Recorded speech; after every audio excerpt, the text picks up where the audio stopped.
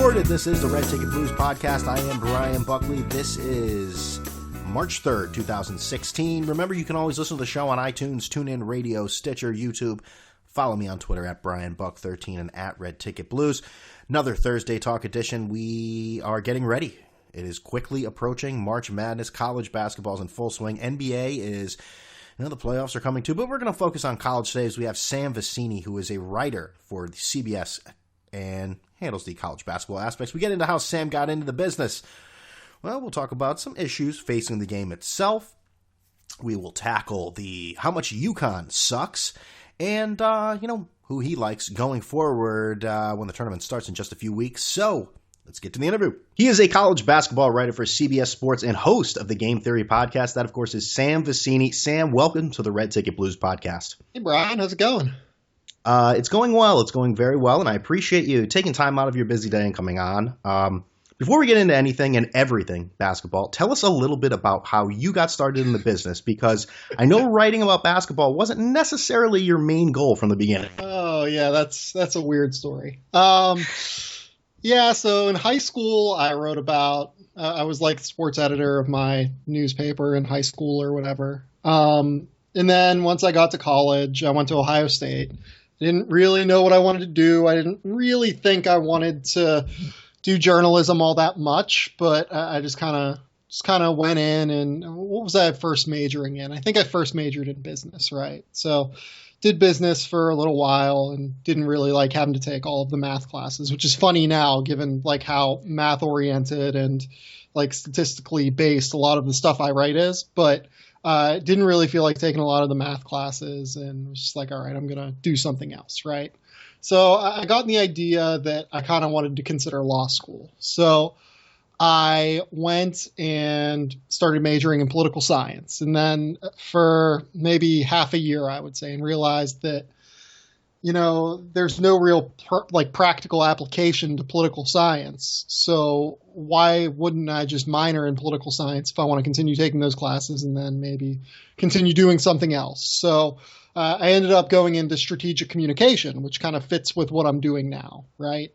I did that, and because I'd switched around so much and had to take so many classes to make sure I was on pace to graduate, by the time that I was done with my junior year of college, I was within hours of graduating or whatever, like a few credits of graduating. I could have graduated in 3 years if I wanted to make it happen.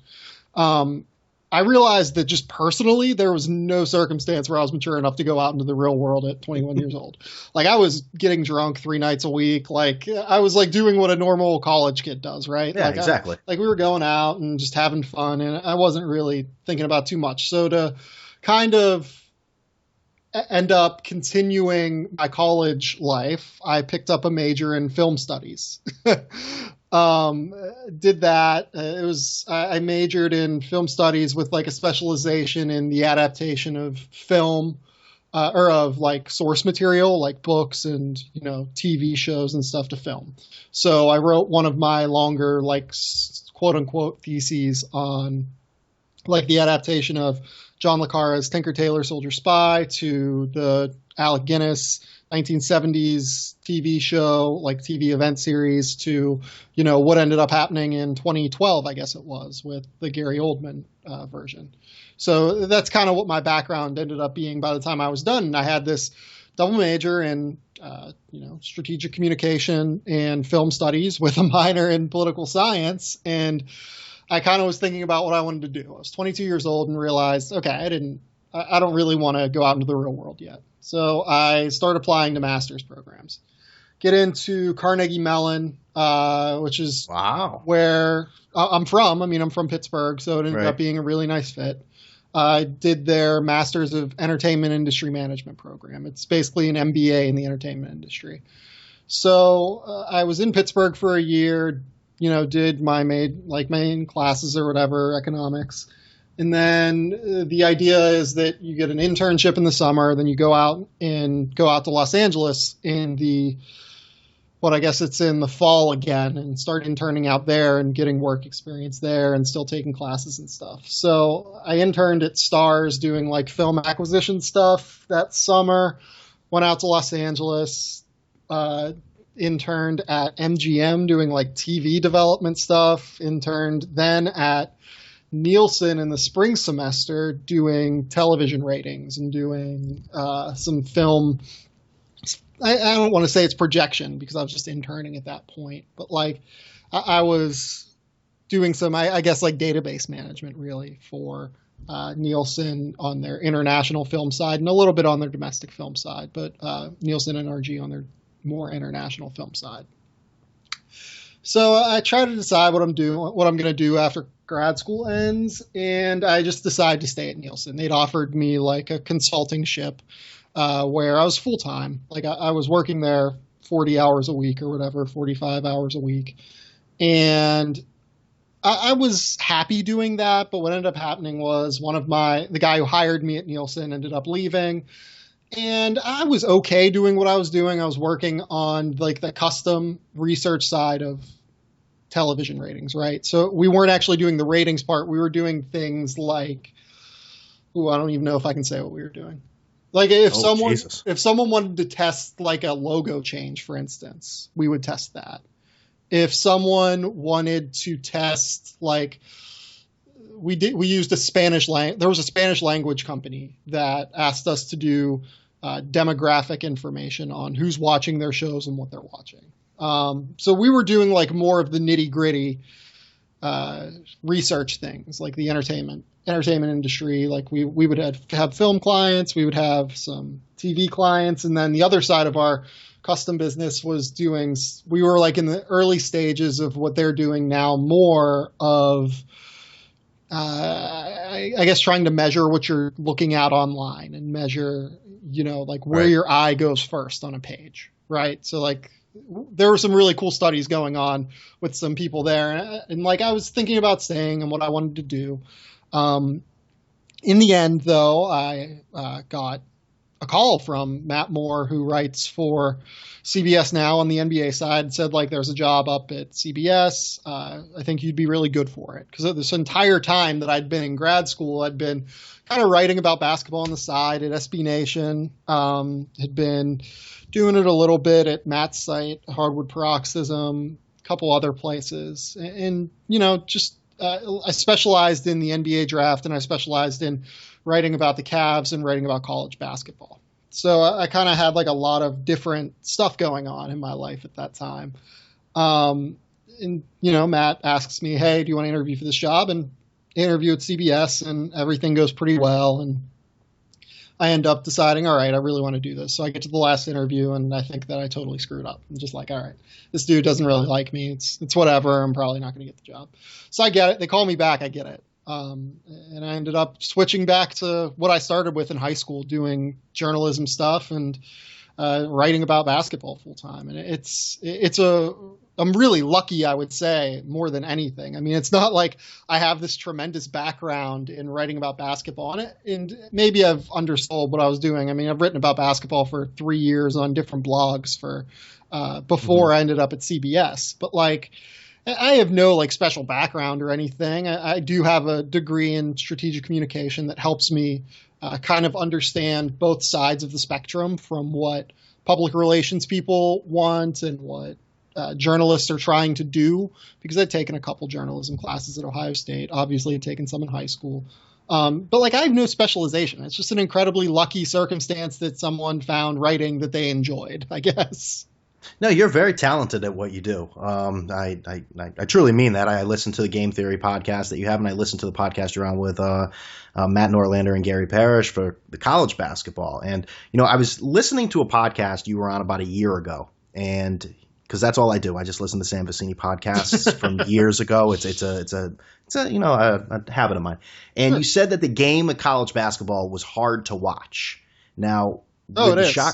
With the shot clock decreased to 30 seconds now, do you still stand by that statement? Oh, yeah. It's still really hard to watch. I do it for a living because like I said, I have this thing that I specialize in with the draft. And that's really a lot of what I care about. And I care about telling stories about people. And I think that, it's a lot more fun for me to tell stories about college basketball players than it is about NBA players, because right.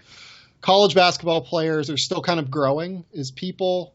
They're still kind of maturing, I guess, as humans. They're also still, they're mostly unknown. And I kind of like the idea of being someone that introduces someone else or introduces a program to the greater sphere of people, right?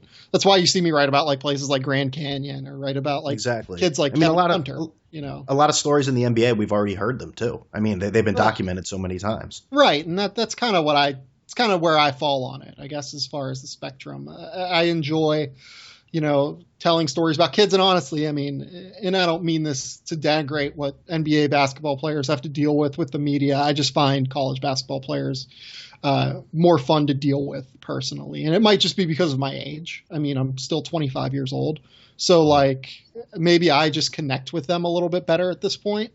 But yeah, I just find it a little bit more enjoyable for me to talk to college basketball players than I do NBA players as well. When you're 45, you'll hate all of them, and you'll find all of them obnoxious and arrogant, and you won't want to deal with them. And they'll be just like, some really columns from columnists you can think of that are just dripping and not hatred, but you know what I mean. Well, no, I really hope that of all people, if I could grow up like as far as the way my personality matures, I would hope I could grow up like Gary Parrish, my colleague, does, because absolutely, yeah, he has it nailed as far as being that like, guy is yeah, as far as especially like a 35-year-old, 38-year-old, whatever he is now, guy that can really relate to people on a personal level, both old and young. I think that's an incredibly beneficial part of trying to navigate this industry, so to speak. Right. The pace of play is one of the things that makes it difficult to watch college basketball these days, but that's not really the only issue. One and dones is obviously a topic that's always making headlines. The NCAA says they have no control over the rule and no input, and that the NBA does everything, which I don't fully believe. Any changes in extending the years in school or eliminating the requirement on the horizon? I mean, I don't know if there are any on the horizon necessarily. I think that we're going to see something a little bit different whenever the NBA does their CBA negotiations, because this is something I've kind of talked about a little bit, but I'm more trying to write about it maybe for later in the week or early next week. You know, with the way the cap is rising right now, and with the way that teams are able to guarantee money to players, it's actually more beneficial for players to go undrafted right now than it is for them to get drafted in the second round. I think that we're seeing that, for instance. I can give you a pretty good example off the top of my head. So, you know, Terran Pettaway last year from Nebraska goes undrafted, gets a $75,000 guarantee to go to camp with the Hawks. And, you know, they're going to cut him. They're signing him just to get his D-league rights so that they can send him to where they want to send him. And he'll be able to play with their D-league team, which is funny because Atlanta doesn't have a D-league team that's a single affiliate, but the example works nonetheless.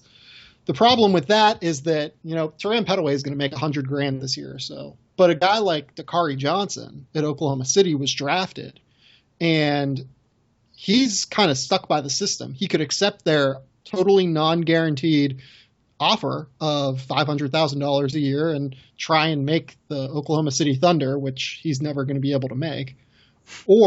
And that's not a thing, you know, poorly on Dakari Johnson. It's just the reality of the situation where they had 14 contracts, and it's just no way that they're going to take him. So he can do that, or he can go to their D-League team and develop with them. And honestly, I think that if I was an agent, I would be telling these kids that get drafted in the second round. And I think that we saw that with JP Tokoto this summer. He accepted that offer and he accepted the offer from the Sixers, and ended up going to camp with them, didn't make the team, but now his rights are available on the market instead of being stuck to this one team. And you look at what Dakari Johnson, Andrew Harrison, guys like them are like, they're stuck to this one team now because they didn't accept that offer, and they're only going to make $30,000 a year. So what kind of system are we dealing with where a kid can go undrafted and make $100,000 and then go get drafted and make $30,000 if he wants to stay in America? Like, there are always systems like, you know, you can go to Australia and like Marcus Thornton did this summer with the Celtics. He made like $100,000 in Australia, and then he's coming back to play with the Maine Red Claws now. But it's just a weird system to me. And I think we're going to see some sort of change. I don't know what that change is going to be, but it's a system ripe for change, in my opinion. Yeah, I mean, that sort of brings me to my next question. You mentioned Marcus Thornton. I mean, why don't more guys go play overseas in that quote-unquote freshman year like Moutier or Jennings? I mean, is it a route only for top recruits, or do you have to take into consideration homesickness and a new language perhaps for high school seniors? Well, yeah, there's kind of a lot of different things going on there. You do have to be an elite recruit to get any sort of money. Otherwise, you're talking super low guarantees most likely. The second part of this is that European teams specifically are not big fans of younger players. Like they just don't find a use for them if they're going to only be there for a year and then go back to America. There's just not a use for them to get acclimated. By the time they're done acclimating, it's going to be February and they're only going to have them decent for like a month. It's interesting seeing that our whole college basketball system is almost set up like that we do appreciate those players that are here for 1 year and then they leave. You know it is. I mean? It's a system unlike any other in the world, really. But the thing with European teams is that they want these veterans, like even guys like, oh man, I'm trying to think. Like Tyler Haws went over to Spain and got a pretty decent guarantee over in Spain because he's a 24-year-old, relatively polished player. Kevin Pangos is another one who last year went overseas to Spain immediately, got a solid guarantee. But, guys like Chris Walker from Florida last year, it's really not an option for them because, and I keep using college basketball players as an example, and that's kind of not what you're asking about, but it kind of shows, I think, what I'm talking about because you're talking about even older players that are not really even valued in Europe. Because like a guy like Chris Walker who, I mean, I don't know how he is now in the D-League. I've actually heard really good things. But, coming out of Florida, he was a relatively immature kid that probably wasn't ready to go overseas and start a life in an entirely new country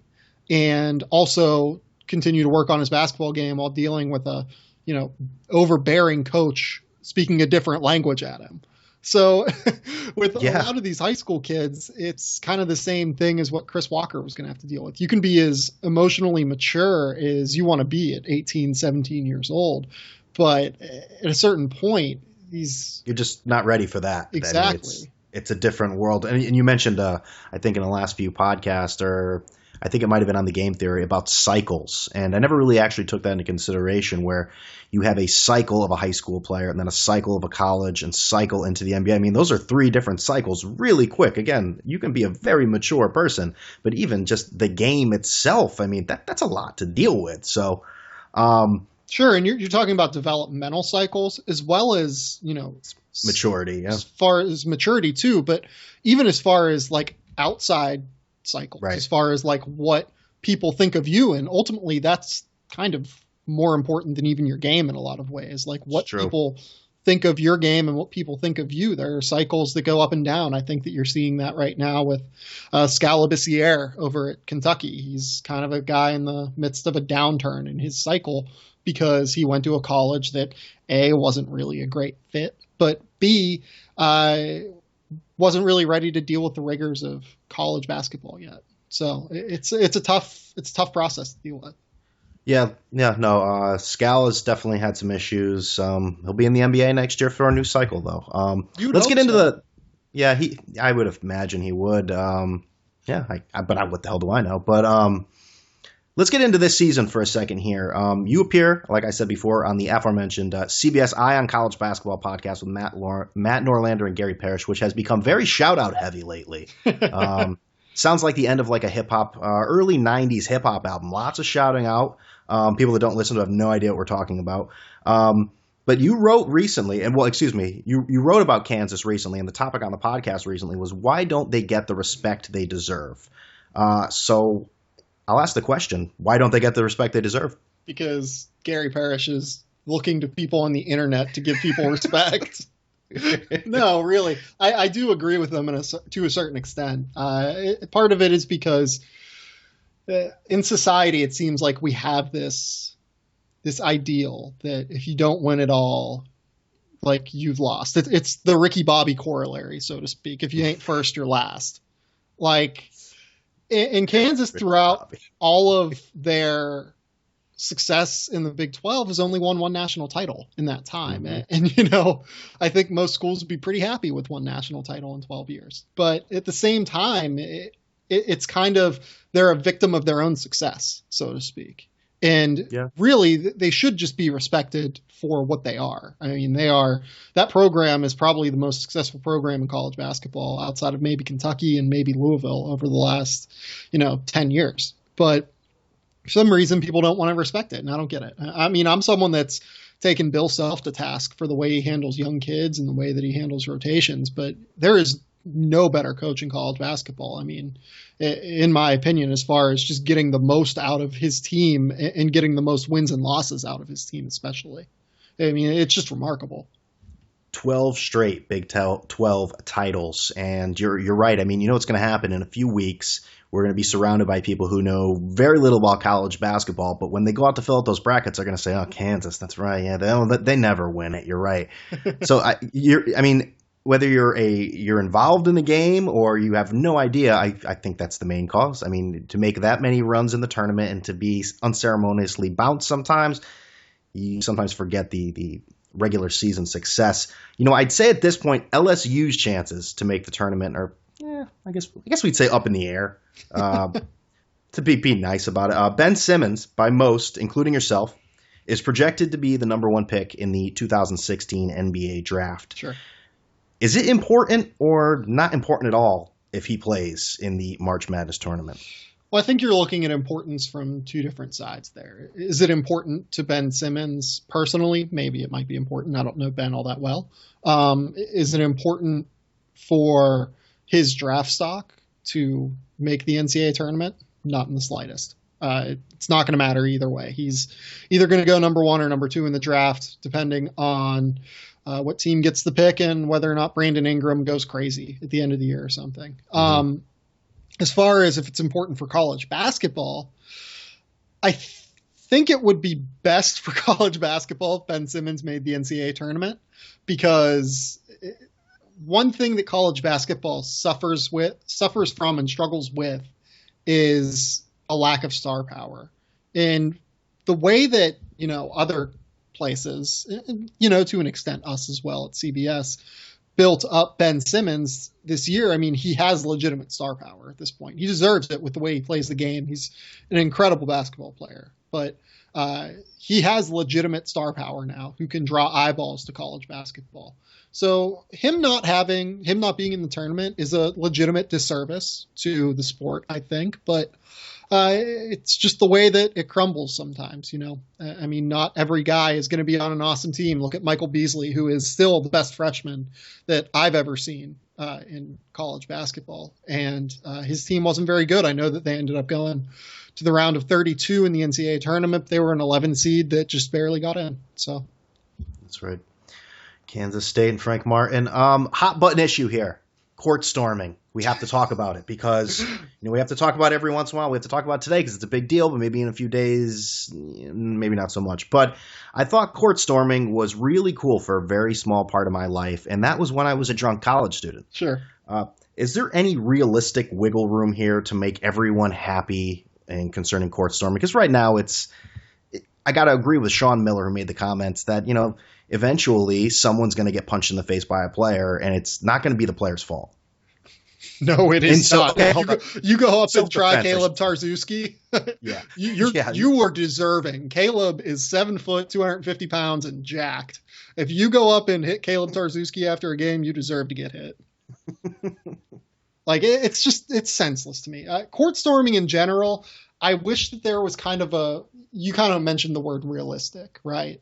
Way to fix this. And I wish that there'd be a way to where, maybe if we had enough security at a game, we could, just say, hold on for 30 seconds or hold on for a minute while the team is ushered off the court, the other team. And then you can come on the court and celebrate with your players, it's not a difficult thing in theory, but putting it into practicality is where things get kind of tricky, right? Do we think that college kids are going to listen to No. this. So we think that like security guards can hold them off for long enough. Like the way that some courts are designed, is that even possible? Like Colorado's court, there's no chance. You just can't do it, right? Like the students are too close and there are too many open areas around that court for it to not just become a problem. Maybe if you want to keep court storming, the move is somehow designing, safer courts for court storming, but no one's about to do that. Like there's no reason to do that. That'd be something. But like I said, there's no reason to do that. And because of that, I think eventually we are going to see court storming go kind of by the wayside. I still like the idea of it. Like I really think that it's cool to be able to have these kids go down and celebrate with, some of the college players who, are their same age, but they still idolize. I think that that's right. A really cool thing that only happens in college basketball. And like Sean Miller says, it only happens in college basketball that we do this. And I'm like, yeah, it only happens in college basketball. Like that's a cool thing to me that it only happens in college basketball. But you're right. In a lot of ways, I think that the ideas that I'm coming up with are not practical in a lot of ways. So I think eventually we are going to see an end to court storming, but in a lot of ways, I wish that we wouldn't. I asked Twitter for a question here, and there's no transition into this, so it's a completely random question here. Sure. And this is from @corner36, and the question is, why have offensive advancements among coaches lagged so far behind defensive innovations? In what regard? That's all I got. Well, I think in a lot of ways, if you listen to any coach kind of talk, they'll tell you, and this is just kind of true in general, it's easier to slow down a game than it is to speed it up, right? Very true. And that's why you see a lot of these defenses like Virginia, for instance, or like what Wisconsin's able to do in the past, not really so much over the last 3 years, but like it's just easier to slow a game down than it is to speed it up. And that's why you see lower scoring games. It's why you see defenses become a little bit more efficient overall. As far as offensive innovations, I think that some of the bigger offensive innovations are kind of invisible to what like the plain eye is looking at. Like a lot of the offensive innovations have come in the way that players are just kind of more skilled now, A, and B, I'm trying to think of the way to put it. Like, I think that we're seeing more, I guess, more sophisticated offenses in a lot of ways, where you go through, 3 reading options on like set plays instead of you just run your offense, like run a motion offense, so to speak. Like you have, like that's just an offense that has, innumerable options going through the offense. But now I start to think you're seeing more quick hitting plays, right? You're starting to see more teams get out in transition and try and get easy buckets that way. And plus just the skill level of the game is going up. So I do think that defensive, innovations have surpassed offensive innovations in a lot of ways. But I do think that you should not sell what we've seen in the game over the last few years short. I mean, you look at what's happening in the NBA right now, especially. That league has become so spacing and movement oriented. And I think that that's the way that college basketball wants to get. If you look at the way that the rules have been implemented for this season, right? They want to go more toward that freedom of movement stuff. Once that happens, I think you're going to see a lot more offensive innovation, because you're going to be able to see teams just, go crazy with cutters and, have guys pulling up from 22 feet like Stephen Curry does, for instance. That's not 22 feet. No, he's pulling up from like 40. But in college, you're going to start seeing it a little bit more. Right. It's easier to slow a game down than it is to speed it up. And it's more just a function of the rules right now. They're trying to get there. And I think that once we get there, we will start to see more offensive play. But that's kind of where I am on that. It's a very convoluted thing I just said, but it makes sense because the game is always evolving, so that makes sense. Let's transition here into a sort of a hybrid college and NBA question, and you mentioned it before, and that is the D-League. I feel like this is like an instrument that is just sitting there waiting to help so many people benefit from, including teams and owners. Why hasn't the NBA taken the next step regarding more, singular affiliates and dual contracts, things of that nature? Yeah, so over the last year, I think we have seen that. Okay. In the past, it wasn't really wasn't utilized as well as it should have been, so to speak. What you were saying was probably the most accurate statement that anyone could say about the D-League, that it was I don't want to say it's a sleeping giant, because it's not necessarily going to be a sleeping giant. It could change everything. It could change college. It could change Europe, and we could stash European players there. I mean, it could change the game all over. Right.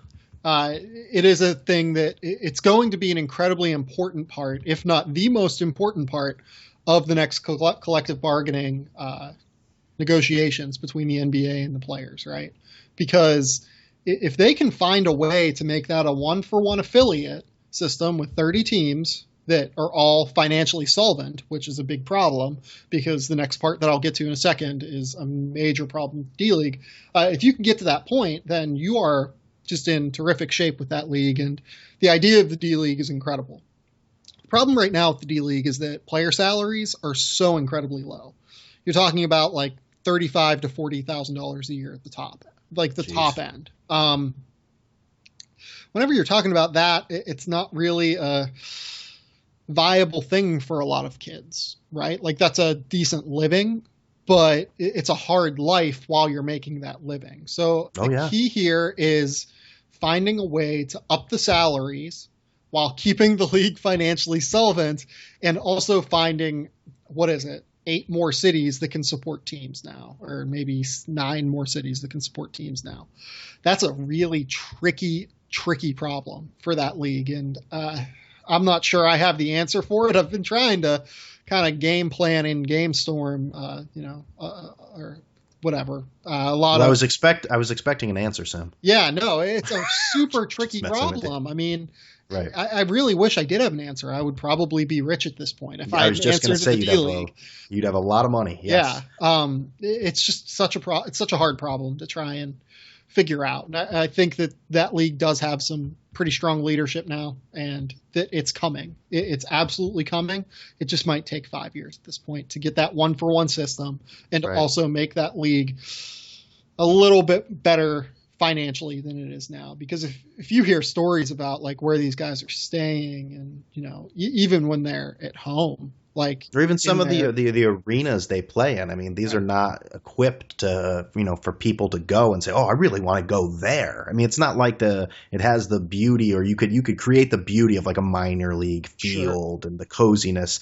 Inside venues don't give you that cozy feel that make you want to go see, essentially minor league basketball. Sure. Like, you're going to Bakersfield in California out here, and Bakersfield, I don't know what that stadium looks like. I can't envision it's pretty good. The best story that I've heard recently is that Jordan Clarkson, who now plays for the Lakers, went to the Lakers practice gym in El Segundo and just wanted to show up and get some shots up. And he had no idea there was a D-League game there that night.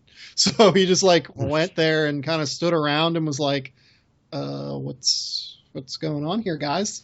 Like, he had no idea. And he was a guy that played in the D-League the year before. Like, it's just it's a really tough nut to crack to try and figure out how to fix the D-League, so to speak. Once it happens, I think it's going to be incredible. But it's still really tough. Let's take a quick look at the upcoming tournament. I realize it's still a good 2.5 weeks away or so, but right now the front runners for the number 1 seeds: Kansas, Oklahoma, Michigan State, and Villanova. Any of these teams you see in Houston for the Final Four? Yeah, I mean, I picked Kansas to win the national title at the beginning of the year. They haven't shown me anything that would say that they aren't capable of that, and that they shouldn't be the favorite right now. I mean, they have 10 top 25 RPI wins. The next closest team has 7. They are 26-4. They're number 1 in KenPom. There's just a lot to like about that Kansas team from a numbers standpoint, and there's a lot to like about it from a scouting standpoint. I mean, they really defend. They have a lot of senior leadership in Perry Ellis, and I know that Frank Mason isn't a senior, but it seems like he's a senior with how long he's been there. There's just a lot to like about that team. Plus, you still have some upside maybe, and that Sven Kailuk can kind of come along, and Brandon Green can really knock down shots, and maybe Shek Diallo and Carlton Bragg can bring something if necessary. But I like a lot of what that team brings to the table, and I don't want to say I would be surprised about anything in this college basketball season because it's just been such a train wreck from start to finish. But I would be a little bit surprised if they aren't in Houston. Okay. Speaking of train wrecks, this team, which I'm sure many people don't care about, but I'm greedy. It's my podcast, and it's where I live, and that's the University of Connecticut. We talked about unwatchable. My God. Is there any reason to get excited about this team now that we're in March? You know what the really disappointing thing is about Connecticut? I could talk for another hour about it, but go ahead. No, you tell me then. I'm so curious. Well, here's two things. Daniel Hamilton and Amita Barima have not improved nearly the way they should. Okay. Omar Calhoun is not good. Phil Nolan is just draws charges.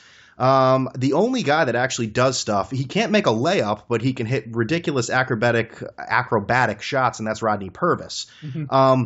They don't have any offense. They basically just sort of dribble around and, 3 seconds left, fire off a three, which the 2014 team also did, but Shabazz Napier made those shots, so it was a little different.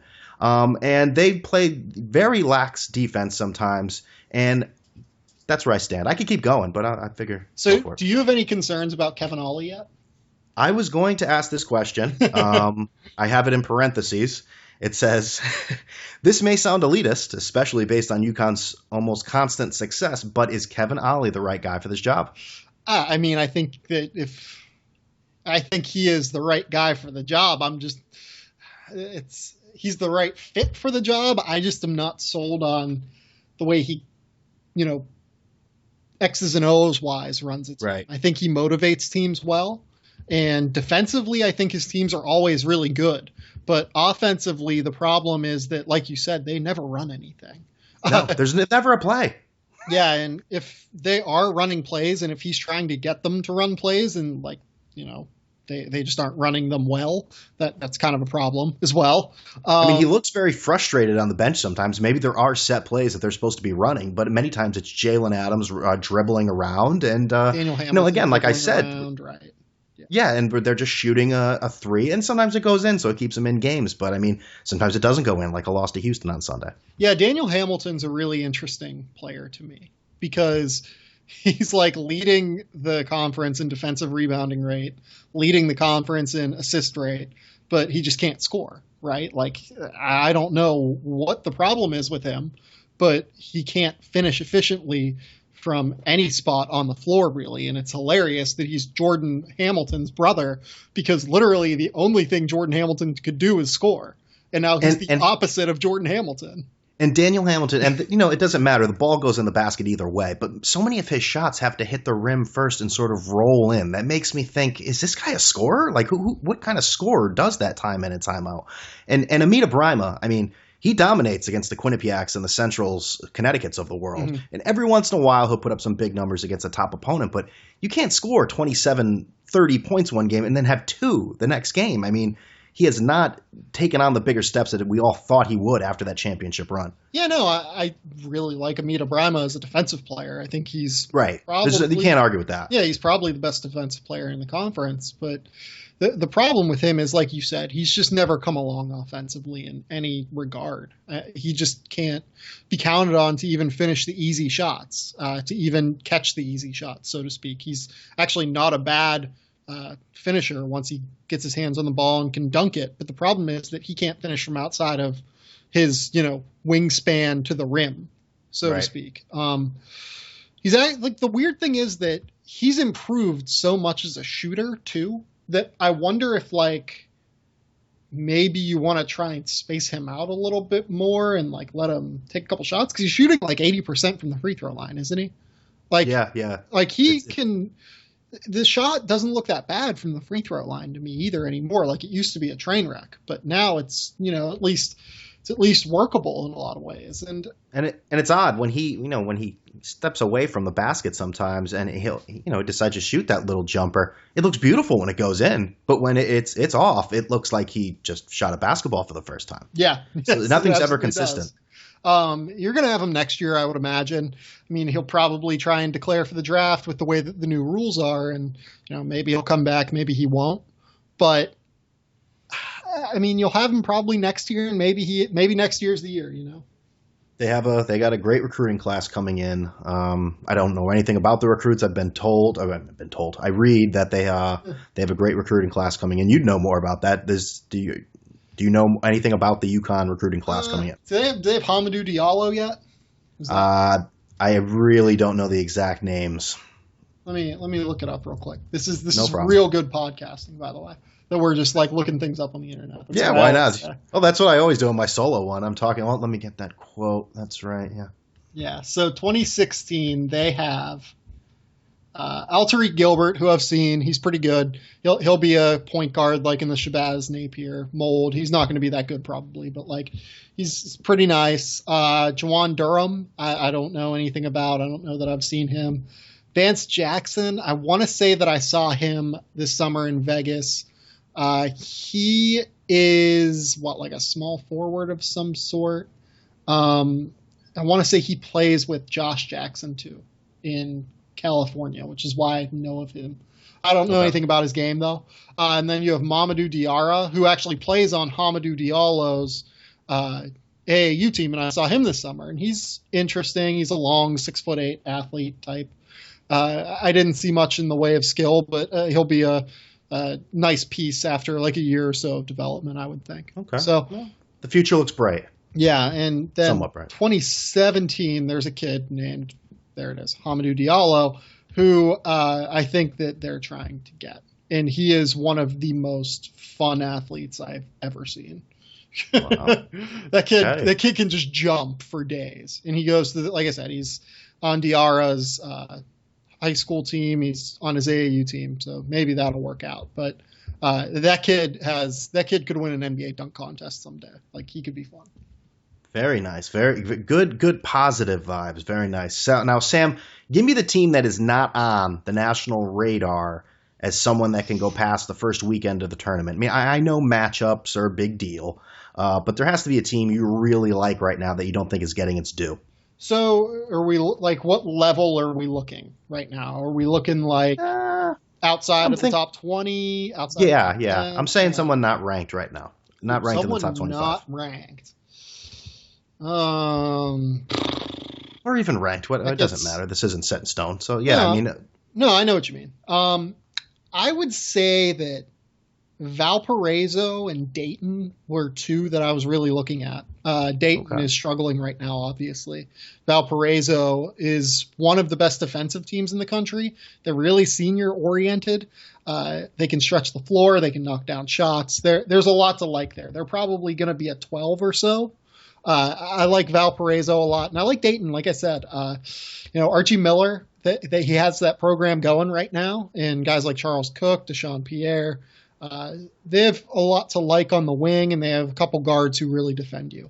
So I like both of those schools to potentially make runs, but again, everything is so dependent on what kind of matchup you get. Yeah, the matchups are big, but I can't wait to write those names into my office brackets and look very smart based on your intelligence there. So I thank you, Sam. Oh no, the funny thing is that I am terrible at brackets. Oh shit. The last year I think I finished last of the CBS Sports experts in like the bracket challenge, but I finished first in just straight picking games. Like, I can pick games once they're like set in front of me and everything. And I can pick them against the spread and everything, but I can't do just brackets. I can't do things that like build on top of one another. No. That's okay. Well, I won't hold it against you. I want to thank Sam Vecenie from CBS Sports for coming on the Red Ticket Blues podcast. But before you go, I have 3 questions to play us out. You ready? Sure. If I ask people which celebrity you look like, what would they say? Oh, I get Charlie Day on Twitter 3 times a week. I'm glad you said that because I was originally, I don't know you. This is the first time we've ever spoken. I was going to say something along the lines of how much do you want to punch people when they tell you you always look like Charlie Day? But I didn't know how you take it. So it's whatever, honestly. Like, it's something I got in high school whenever that show, or not in high school, in college, whenever that show first came out. And It was fine. I don't care. I'm not someone who's going to be like, yeah, screw you. Like, I just don't care. Okay, second question. Will Rick Pitino and Larry Brown be at their respective schools next season? No. You're really making me answer this. I will say yes to both. Wow, okay. I know that there are like discussions of Pitino. Right, there's reports today. Yeah. Yeah, I'm going to say yes. But okay. I don't feel good about that, though, either. And final question, which fan base gives you the most crap on Twitter? Oh, now I'm just begging. Is that another one? I'm just begging for trouble. What fan base gives me problems? On the NBA side, it's definitely the Raptors. There are Raptors fans that like started a fake Twitter account of me. Oh my God. Trying to think what college program gives me some problems. Kentucky can from time to time, but most of the time I'm pretty good with them. Oh man, this is a really tough one. Give me some of the ones that like people. I've heard you mention Iowa State. No, Iowa State's pretty okay with me too. Iowa State people hate Goodman, not me. Okay. I've heard you mention UConn fans. UConn fans can get tricky with me. UConn fans can get real. Actually, that might be the answer. UConn fans. We have so little here. We don't have a professional team. This is the professional team. So I think people, I could see why they sort of, blow their top. Which is funny because like I love like all of the dime back guys, like all of the all of those like real UConn like bloggers, I guess, on Twitter. I love those guys. I think they do a great job. UConn fans, though, really get angry at me because I'm like, I kind of look at their program and where it's at realistically right now and kind of wonder in the same way that we kind of did earlier, whether or not Ollie's right for the job. How much momentum does this program really have? It's just like kind of a tricky sentiment for me. Seton Hall fans get on me a little bit too, I would say, because I don't. This is before I realized how good Isaiah Whitehead was. He was very good. Before he got a lot better because he wasn't really actually that good for like up until January this year.